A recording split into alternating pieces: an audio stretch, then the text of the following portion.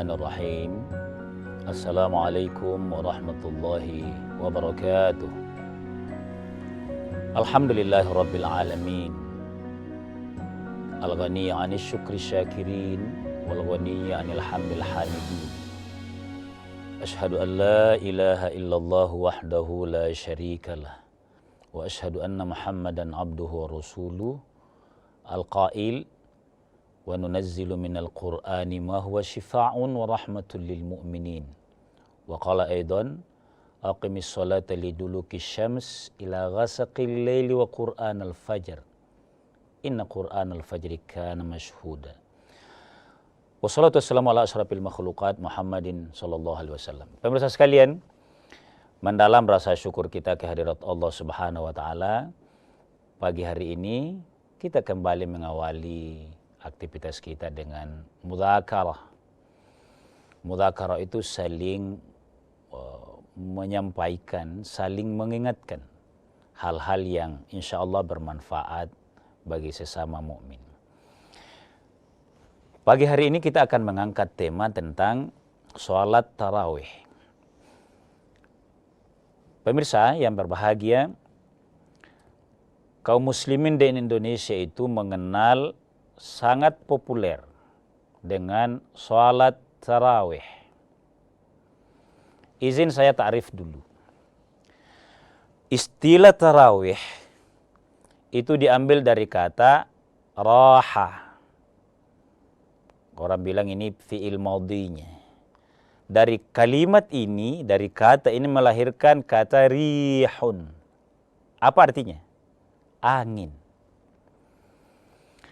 Kata tarawih, istaraha yastarihu itu semakna dengan tadi. Karena kalau orang cari angin, mau bernafas, itu kan istirahat. Ada enggak kaitannya istilah ini, asal katanya dengan praktek salat tarawih yang dicontohkan oleh Nabi SAW? Jelas sekali ada. Pemirsa sekalian, di zaman Nabi SAW, praktek sholat tarawih, kita tahu Nabi itu keluar sholat tarawih dari biliknya, dari rumahnya, yang sekarang dalam lingkup Masjid Nabawi itu, dia hanya 3 kali. Ini kalau kita sebut ya, sehingga praktek saat itu sangat pelan. Memang nuansanya tidak berarti sholat lain yang di luar Ramadan, terutama sholat 5 waktu itu buru-buru, bukan. Tetap tenang, karena sahnya sholat itu tetap dituma'nina. Dirasakannya sholat, apalagi kalau ia mau khusyuk itu pada saat tuma'ninahnya orang. Tapi khusus praktek Nabi, sholat tarawih, yang kita istilahkan sekarang itu adalah jauh lebih tenang lagi. Bacaan berjarak. Gerakan ke gerakan berikutnya semakin pelan. Sangat dinikmati. Kenapa begitu? Karena memang Nabi menggambarkan, mensyiarkan bahwa bulan Ramadan adalah bulan ibadah. Ibadah yang memang sudah disiapkan. Sebelum masuk Ramadan, siapkan memang. Baik kalau misalnya kita sekarang jadwal-jadwal diatur memang. Yang bisa diambil sehingga tidak menyibukkan di dalam bulan Ramadan. Selesaikan memang sebelum Ramadan. Kegiatan yang bisa dipercepat. Tapi yang tidak bisa ya sekalian setelah Ramadan. Agar dalam Ramadan begini suasananya. Jadi kata tarawih terambil dari kata raha tadi. Cari angin, istirahat, karena memang gerakan rukun fi'li ke rukun fi'li berikutnya. Misalnya takbir, kemudian baca doa iftitah itu pelan saja. Tidak usah buru-buru. Tidak usah terlalu dipercepat. Ini yang agak beda kita ya. Lebih sering kita mencari mana imamnya yang paling cepat. Tidak salah. Tapi hakikatnya istilah tarawih itu begini ini. Itulah sebabnya sejarah mencatat bahwa pada masa periode awal, pada masa Nabi sampai kepada masa para sahabat itu 2 cara sholat tarawih yang populer. Pertama, memang gerakannya panjang. Yang kedua, bacaannya panjang. Ada dua-duanya, panjang gerakan, panjang bacaan. Sehingga dia resapi betul itu. Saya bacakan dalilnya tentang tarawih ini, pemirsa sekalian. Dari Abu Hurairah. Abu Hurairah itu adalah sahabat yang termasuk yang paling banyak meriwayatkan hadis karena paling banyak bersama dengan Nabi SAW. Beliau berkata bahwa yuraghibu, karena Rasulullah SAW yuraghibu fi qiyami Ramadana. Nabi itu sangat sangat condong, sangat mengharapkan untuk qiyam Ramadan. Qiyam Ramadan ini maksudnya, qiyam itu kan artinya berdiri. Berdiri apa?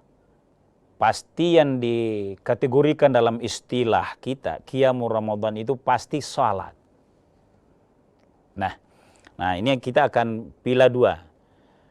Qiyam Ramadan itu ada yang memang tarawih yang asal sudah isya sholat, itu dipraktekkan Nabi. Ada juga Qiyam Ramadan yang tahajud. Walaupun ada bedanya, kalau tahajud seluruh bulan boleh. Terutama akhir malam. Tapi kalau tarawih hanya dipraktekkan Nabi di bulan Ramadan. Pemirsa sekalian, kita lanjutkan setelah jeda sejenak.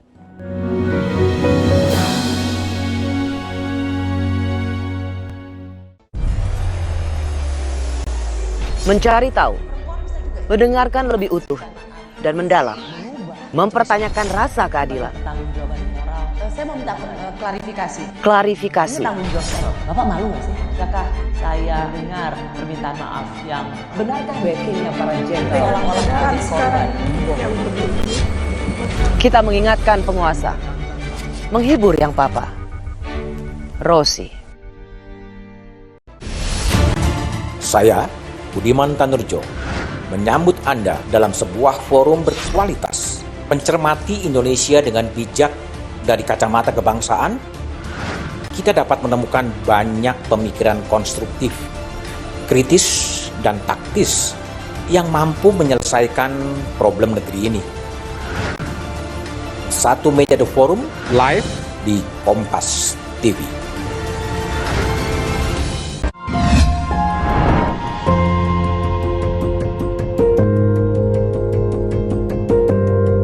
Kompas TV, Rumah Pemilu.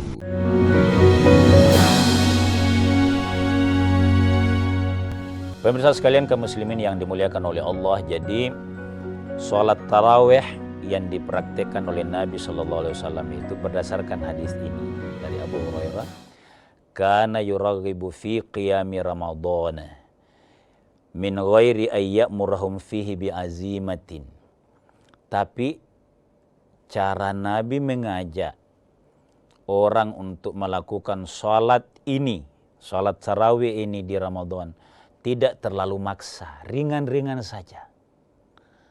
Tidak pakai azan, kira-kira gitu. Tidak, tapi Nabi amalkan. Lalu Nabi berkata, "Man qama Ramadana." Jadi lanjutkan hadisnya dari Abu Hurairah. Barang siapa yang qiyamu Ramadan, tarawih maksudnya, imanan wahtisaban, karena motivasi keimanan, dan dia lakukan karena mengharapkan ridha Allah, itu tadi, bukan karena dipanggil oleh Nabi, kira-kira itu maknanya. Maka ghufira lahu ma taqaddama min dzambih, diampuni dosanya oleh Allah yang terdahulu. Ingat pemirsa sekalian ya, Hadis ini penegasannya adalah Nabi mengamalkan dengan ajakan yang bighairi azimatin, tidak ketat. Tidak sampai nyuruh lagi, panggil si anu. Dah. Tapi Nabi janjikan, barang siapa yang qama Ramadhana, dia lakukan itu karena motivasi keimanan, kebahagiaan dari dalam dirinya, ghufira lahu, maka Allah akan mengampuni dosanya. Itu pahala pertama yang dijanjikan oleh Rasulullah SAW. Mohon maaf pemirsa sekalian. Kemudian, bagaimana ini hakikat atau sejarah tarawih ini? Karena ini kan diamalkan hanya di Ramadan. Maka wajar di kaum muslimin kalau selalu ada diskusi. Diskusinya itu bagus, asal bukan berdebat. Diskusi yang baik itu adalah mengungkap faham-faham agama, tapi menomorsatukan dalil. Mana dalilnya? Kenapa ini penting ya pemirsa? Kalau dulu, sekarang agak kurang nih. Orang berdebat mana yang benar, bukan mana yang afdal. Antara yang 8 rakaat atau 11 rakaat dengan yang 20 rakaat itu dulu. Seakan-akan yang lainnya tidak afdal. Makanya sengaja saya sebut pada kesempatan ini pemirsa sekalian, diriwayatkan oleh Aisyah radhiyallahu anha, anna Rasulullah sallallahu alaihi wasallam shalla dzata yaumin. Suatu hari Nabi salat fil masjid, di Masjid Nabawi maksudnya ini. Fa shalla bi sholatihi nasun. Maka banyak orang yang mengikutinya, banyak. Kalau pakai manusia itu artinya sangat banyak. Yang baru ke masjid juga ikut. Kalau pakai mukmin artinya yang sudah memang makin mantap imannya. Summa shalla minal qabilah. Dan kemudian salat ini dilakukan oleh qabilah. Pada kesempatan ada yang qabilah itu berkelompok-kelompok. Itu dilakukan hanya 3 hari. Jadi 3 malam pertama ramai. Malam kedua lebih ramai lagi. Malam ketiga jauh lebih ramai lagi. Nabi lihat fenomena ini, makin banyak orang ini, alhamdulillah. Makin banyak orang yang melakukan sholat ini. Padahal tadi perintahnya bighairi azimatin, bukan yang perintah yang sangat didorong oleh Nabi. Karena memang dorongan itu, perintah itu bertingkat memang.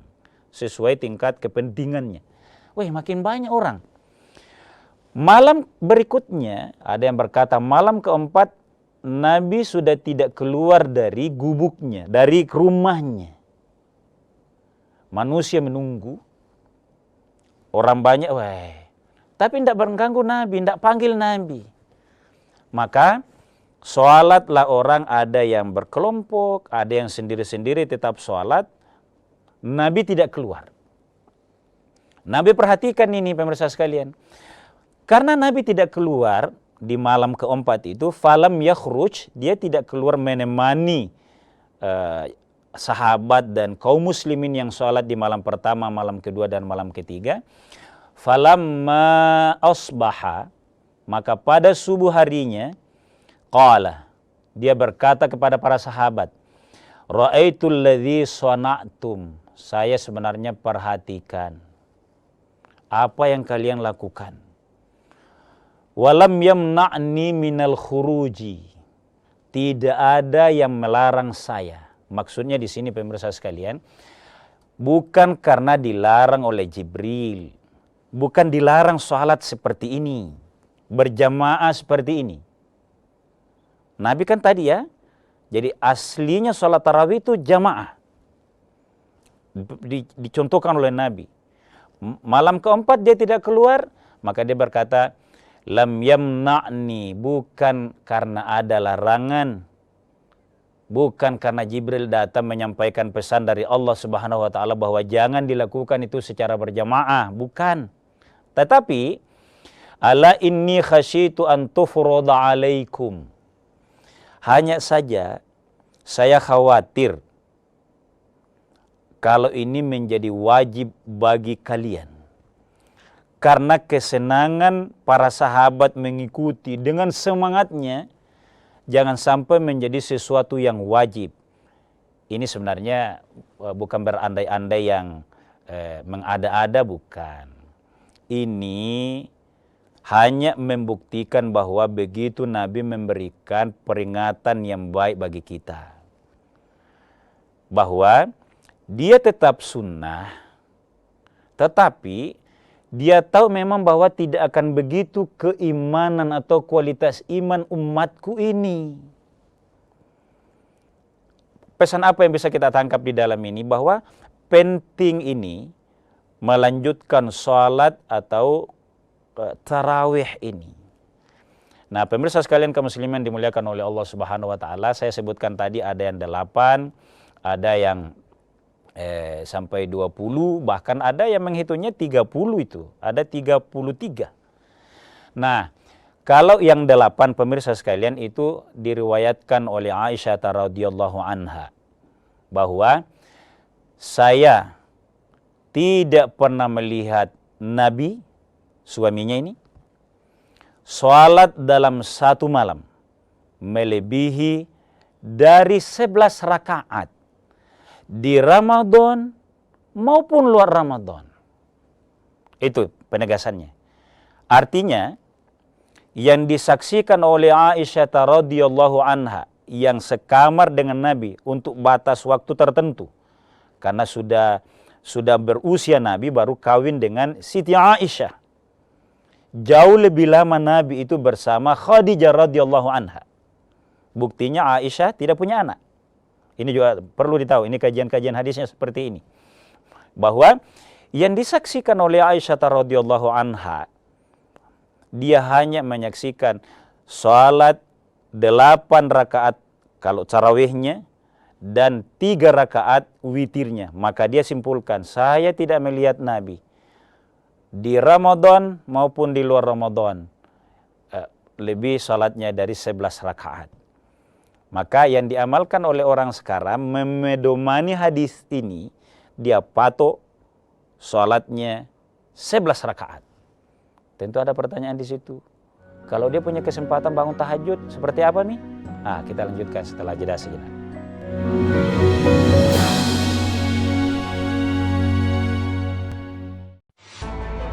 Penelusuran demi penelusuran dilakukan. Keuntungan ataupun uang modal utama dari para korban itu belum dikembalikan.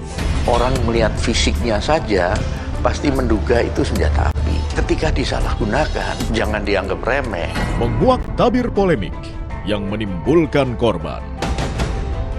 Sasaran setiap Rabu pukul 10:30 malam di Kompas TV. Saudara, massa buruh demo di depan gedung DPR RI Jakarta Pusat. Dan kebakaran depo Pertamina Pelumpang Koja Jakarta Utara, informasinya api. Ketahui peristiwa teraktual yang terjadi di seluruh penjuru tanah air.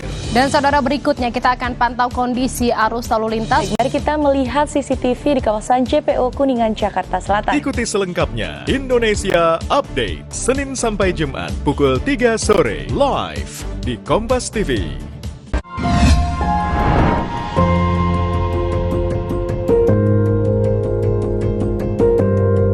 Kompas TV, Rumah Pemilu.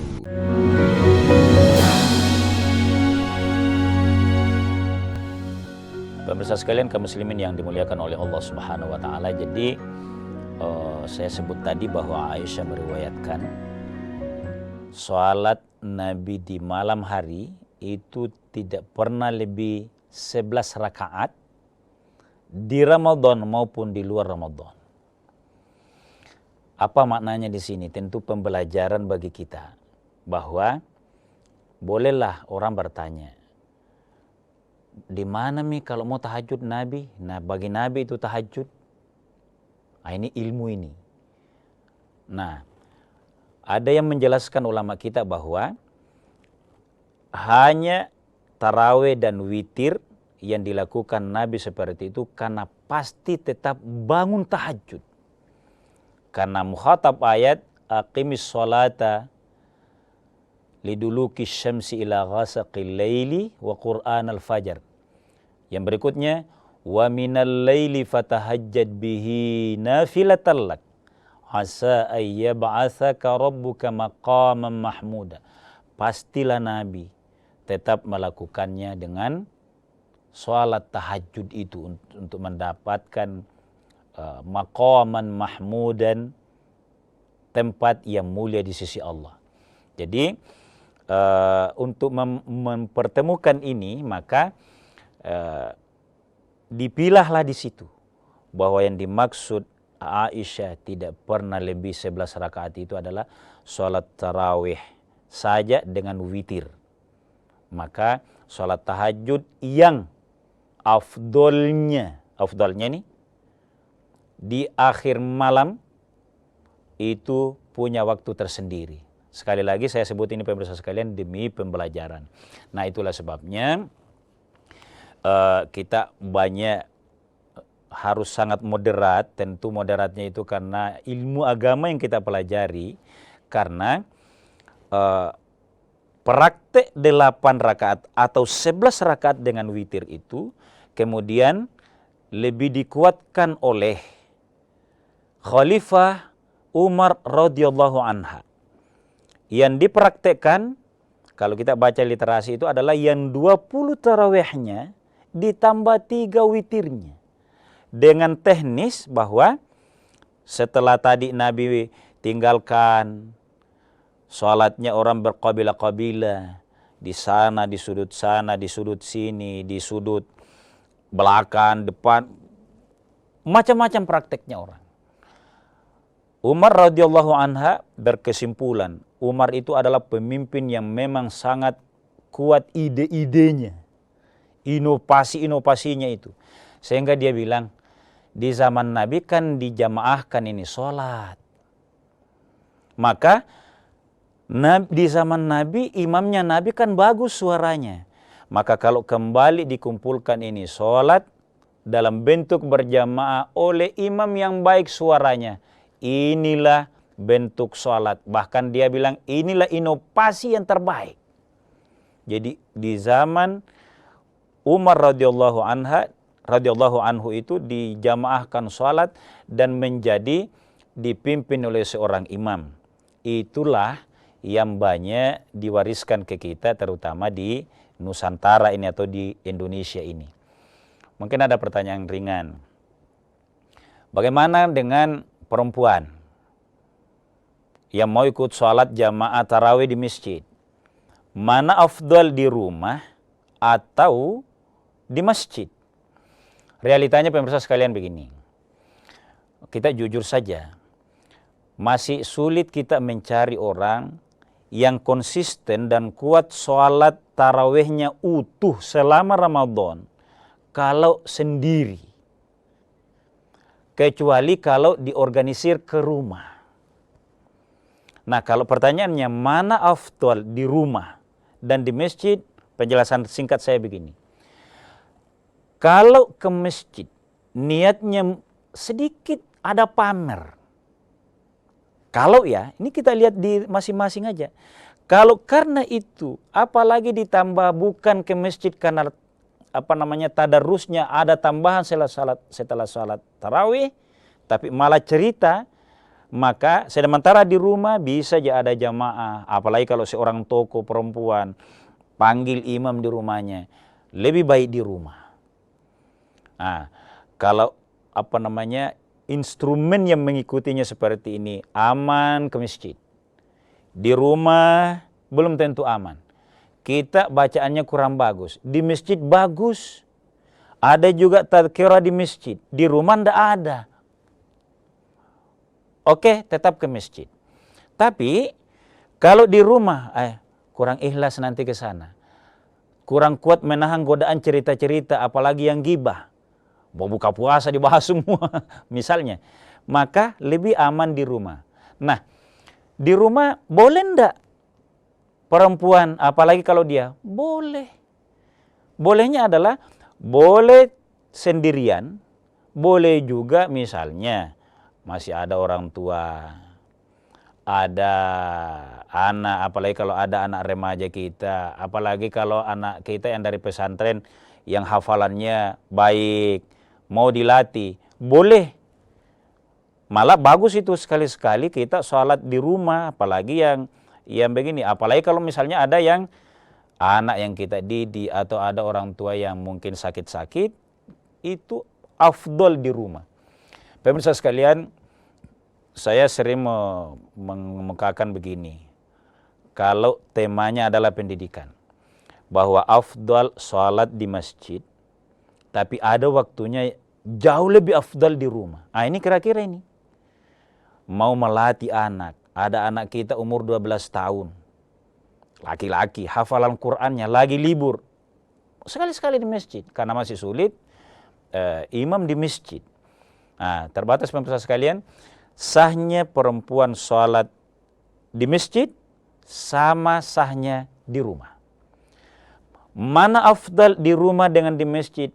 Mana yang faktor pendukungnya kita yakini dan pasti lebih menambah. Kalau di masjid menambah tadarus, menambah ilmu agama ke masjid.